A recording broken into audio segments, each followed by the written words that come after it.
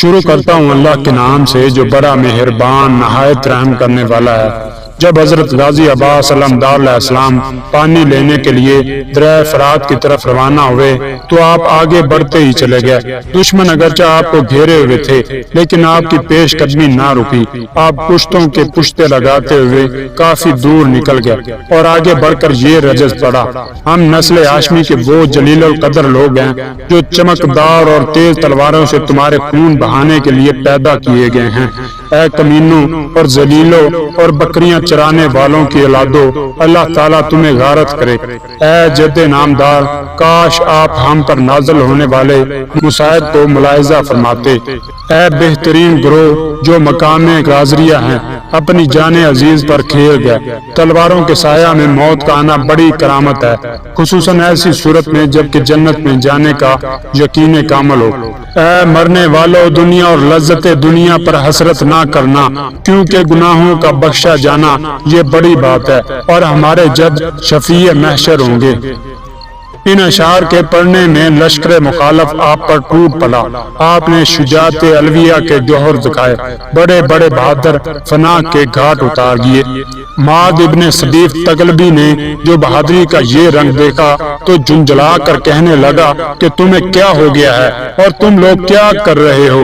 ارے ایک بہادر سارے لشکر کو قتل کیے ڈالتا ہے، اگر تم اس کے اوپر ایک ایک مٹھی خاک ڈالو تو یہ اسی میں دب کر اسی وقت مر جائے، مگر افسوس تمہاری کچھ بنائے نہیں بنتی۔ اس کے بعد بآواز چیخ کر بولا: ایھا الناس، میں کہتا ہوں کہ جس کے گلے میں بیت یزید کا توق ہے اور جو اس کے ہاتھہ بیت میں موجود ہے، فوراً اس لشکر سے الگ ہو جائے کہ میں تنہا اس نوجوان کے لیے کافی ہوں جس نے بڑے بڑے نامور لشکر کو فنا کر ڈالا ہے۔ جب یہ متکبرانہ آواز شمر بن ذوالجوشن ملعون کے کانوں تک پہنچی تو اس نے فوراً کہا کہ اچھا تو ہی لڑ، ہم لوگ ہٹے جاتے ہیں اور جنگ سے اپنا قدم سرکائے لیتے ہیں اور یزید کو سارے واقعہ کی خبر کیے دیتے ہیں۔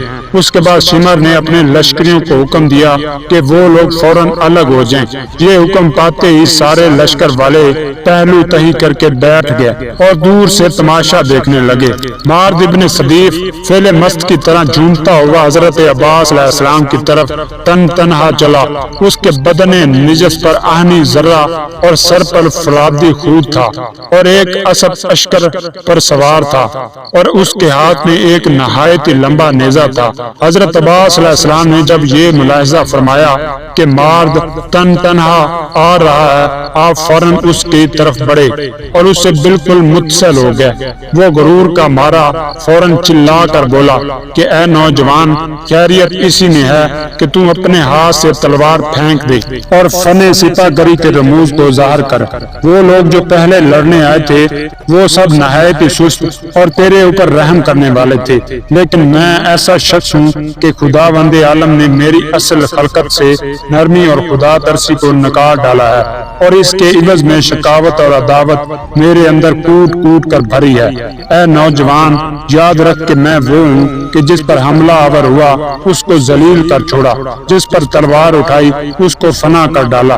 اب تیری جوانی پر جب نظر کرتا ہوں طبیعت میں نرمی دوڑ جاتی ہے، میں نہیں چاہتا کہ تجھے تہہ دیکھ کر ڈالوں، لہذا میں تجھ سے کہتا ہوں کہ تو رزم گاہ کی زمین کو دم بھر میں چھوڑ دے اور یہاں سے چلا جا اور اپنے اچھے خاصے نفس کو ضائع برباد نہ کر۔ دیکھ، عقل مندوں کے لیے اشارہ ہی کافی ہے، یعنی ابھی کہہ رہا ہوں کہ چلا جا، اگر عقل سے کام لیا تو بچ جائے گا ورنہ تیرا بچنا بہت ہی دشوار ہے۔ اے نوجوان، آج سے پہلے میں نے کبھی کسی پر رحم نہیں کیا۔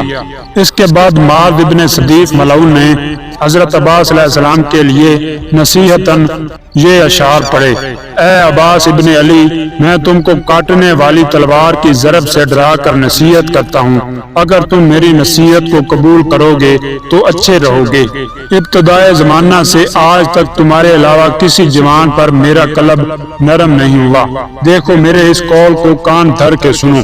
دیکھو میں تم کو اطاعت کی نصیحت کرتا ہوں، اگر تو کہ اطاعت گردن میں ڈال لوگے تو بڑے مزے کی زندگی بسر ہوگی، نہیں تو میں تم کو سخت اور ضروری الوقوع غذا کا مزہ چکھا دوں گا۔ حضرت عباس علیہ السلام نے ان اشعار کے سنتے ہی کہنا شروع کر دیا کہ اے دشمن خدا، جو کچھ تو نے کہا میں نے گوش ظہر سے سنا، مگر تیری محبت بیکار ہے، میں تیری اطاعت کر لوں یہ ناممکن ہے۔ ارے ملعون، تو مجھے اپنے سے ڈراتا ہے، حالانکہ اللہ تعالیٰ سے ڈرنے والا کسی اور سے ہرگز نہیں ڈر سکتا۔ میں علی علیہ السلام کا فرزند ہوں اور حسین علیہ السلام کا بھائی اور غلام ہوں۔ ان کے قدموں پر اپنی جان نثاری کو عین اطاعت اللہ تعالیٰ اور رسول اللہ صلی اللہ علیہ وآلہ وسلم سمجھتا ہوں۔ یقیناً ان کی اطاعت عین اللہ تعالیٰ اور رسول کی اطاعت ہے۔ پھر میں تجھ سے ڈروں، لا حول ولا قوت الا باللہ۔ اے ملعون، تو جانتا ہے کہ میں شجر رسالت کی ایک شاخ ہوں، اور جو ایسا ہو ظاہر ہے اس کا توکل اللہ تعالیٰ پر کتنا ہوگا۔ ارے وہ شخص برائیوں سے کیسے متصف ہو سکتا ہے اور اطاعت غیر میں داخل ہو سکتا ہے جو رسول اللہ کا خاص قرابتدار ہو، اور جبکہ میرے والد علی ابن ابی طالب ہے تو میں کیسے تلوار کی موت سے ڈر سکتا ہوں؟ تجھے معلوم ہے کہ میں کسی کافر اور غادر سے خوف نہیں کھاتا، اور نہ میں اللہ تعالیٰ کے حکم کے خلاف کچھ کر سکتا ہوں۔ اے کافر، میں خاندان رسالت کا ایک فرزند ہوں۔ اگر تجھ کو یہ خیال ہے کہ میں تیری اطاعت کر لوں گا تو یہ بالکل غیر ممکن اور محال ہے۔ میں ہرگز ایسا شخص نہیں ہوں کہ موت سے خوف کروں اور موت احمر سے ڈروں، اور میں خوب جانتا ہوں کہ جنت دنیا سے بہت ہی بہتر ہے۔ مختصر یہ کہ جب مارد نے اس کلام بلاغت نظام کو سنا تو مثل عقاب شکستہ بازو ابن حیدر علیہ السلام کی طرف ان کے قتل کو آسان تصور کرتے ہوئے نہایت ہی تیزی سے جھپٹا۔ حضرت عباس علیہ السلام نے اس کے آنے سے کوئی ہراس نہ کیا اور اس ملعون کو حملہ کی صورت میں اپنی طرف سے نہ روکا۔ وہ اپنی دلیری کے اسباب کے لیے اتنا بڑا کہ حضرت عباس علیہ السلام کی لمبی سنان کے بالکل قریب آ گیا۔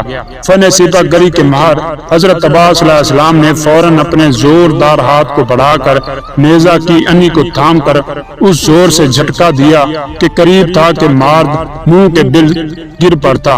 اس جھٹکے کا یہ نتیجہ ہوا کہ مارد نے گھبرا کر نیزہ کو ہاتھ سے چھوڑ دیا اور حضرت عباس علیہ السلام نے اس پر قبضہ کر لیا۔ یہ ایک ایسا واقعہ تھا کہ مارد کو آب ہونا پڑا اور تکبر کا نہایت تلخ مزہ چکھنا پڑا۔ حضرت غازی عباس علیہ السلام نے اسی ملعون کے نیزہ کو اس کی طرف بڑھا کر نہایت شدت سے حملہ کیا اور فرمایا کہ اے ملعون، میں چاہتا ہوں کہ تجھ کو اسی نیزہ سے ہی دم بھر میں بے دم کر دوں اور موت کے جام سے سیراب کر کے ہمیشہ کے لیے میٹھی نیند سلا دوں۔ مارد مارے خوف کے کانپنے لگا۔ حضرت عباس علیہ السلام نے اس کی اضطراب آگین کیفیت کا پتہ چلا کر گھوڑے کی ساکھ پر اسی کا ایک نیزہ مارا۔ گھوڑا فوراً دبکا اور وہ ملعون جسم بے روح کی طرح زمین پر آ گرا۔ چونکہ وہ ملعون نہایت ہی موٹا تھا اس لیے وہ حضرت عباس علیہ السلام سے پیدل جنگ نہ کر سکا۔ سچ تو یہ ہے کہ زمین پر گرتے ہی اس کا سارا بدن خوف کے مارے پھول گیا اور وہ اس لائق نہ رہا کہ آپ سے پیدل مقابلہ کرتا۔ لشکر کے کسی زبردست بہادر کی شکست پر یوں ہی ایک اضطراب پیدا ہو جاتا ہے۔ پھر جب ایسا بہادر جو اپنی آپ نظیر سمجھتا ہو اس کی شکست پر سارا لشکر کیسے اضطراب پذیر نہ ہو؟ اس کے گرنے کا نتیجہ یہ ہوا کہ صفوف لشکر میں ہلچل مچ گئی۔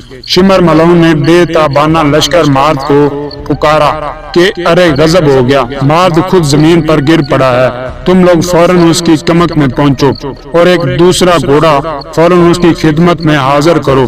یہ سنتے ہی فوراً ایک غلام حبشی صارفہ نامی ایک گھوڑے کو لے کر حاضر ہوا جس کا نام تاویہ تھا، جو تیز روی میں ہوا سے 4 قدم آگے ہی رہتا تھا۔ مارد کی نظر جب غلام حبشی پر پڑی اور اس نے دیکھا کہ صارفہ تاویہ کو لیے ہوئے آ رہا ہے، فوراً چیخا کہ اے غلام، موت آنے سے پہلے تو تاویہ کو مجھ تک پہنچا دے۔ غلام گھوڑا لے کر تیزی سے اس کی طرف بڑھا اور چاہا کہ کسی نہ کسی طرح جلد سے جلد تاویہ کو مارد تک پہنچا دے تاکہ وہ اس پر سوار ہو کر مقابلہ کر سکے۔ حضرت عباس علیہ السلام نے جب صارفہ کو دیکھا کہ وہ تاویہ کو لیے ہوئے نہایت ہی تیزی سے آ رہا ہے تو فوراً اس کی طرف بڑھ کر غلام کی گردن پر ایک پرزور نیزہ لگایا۔ وہ منہ کے دل زمین پر گر پڑا اور اپنے خون میں لوٹنے لگا۔ اس گھوڑے پر سوار ہوئے جس کا نام تاویہ تھا، اور تمام صفوف لشکر کو چیرتے ہوئے اپنے بھائی حضرت امام حسین علیہ السلام کی خدمت میں حاضر ہوئے۔ جب معاذ نے حضرت عباس علیہ السلام کی اس دلیری کا مطالعہ کیا تو فوراً گھبرا کر تھر تھرائی ہوئی آواز سے لشکر والوں کو پکارتے ہوئے کہا کہ ہائے عباس، میرے ہی گھوڑے پر سوار ہو گئے ہیں اور مجھے یقین ہے کہ مجھ کو میرے ہی نیزہ سے فنا کریں گے۔ شمر ملعون نے جب یہ آواز سنی فوراً آپ کی طرف بڑھا اور اس کے ساتھ ساتھ سنان بن انس نخعی اور خولی بن یزید اور جمیل بن مالک حجازی چلے، اور ان لوگوں کے عقب میں سارا لشکر چلا۔ سب نے اپنے گھوڑوں کی باگیں اٹھا لی اور تلواریں برہنہ کر لی۔ حضرت عباس علیہ السلام نے جب یہ ماجرا دیکھا اپنے بھائی امام حسین علیہ السلام سے فرمایا کہ اے بھیا، ان دشمنان اللہ تعالیٰ اور رسول اللہ صلی اللہ علیہ وسلم کو دیکھتے ہیں، یہ آپ پر حملہ آور ہونا چاہتے ہیں۔ ابھی حضرت عباس کا کلام ختم بھی نہ ہوا تھا کہ لشکر نہایت تیزی سے امام حسین علیہ السلام کے قریب آ گیا۔ حضرت عباس علیہ السلام نے یہ ماجرا دیکھتے ہی فوراً مارد کی طرف جانے کی ٹھان لی، اور اس کے پاس جا کر آپ نے فرمایا کہ میں تجھے اس چیز کا مزہ کیوں نہ سکھا دوں جو تجھے جہنم کی یاد دلا دے گی۔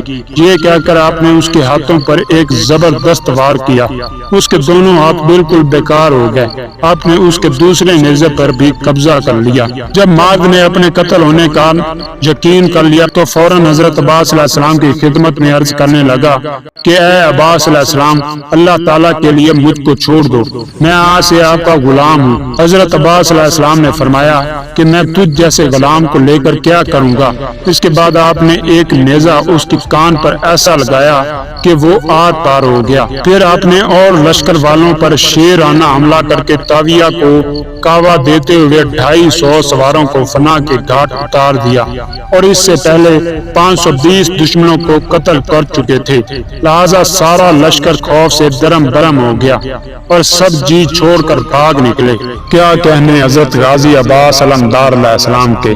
اللہ کے شیر کو علی کہتے ہیں اور علی کے شیر کو عباس کہتے ہیں۔ میرا سلام ہو غازی عباس علمدار کربلا پر۔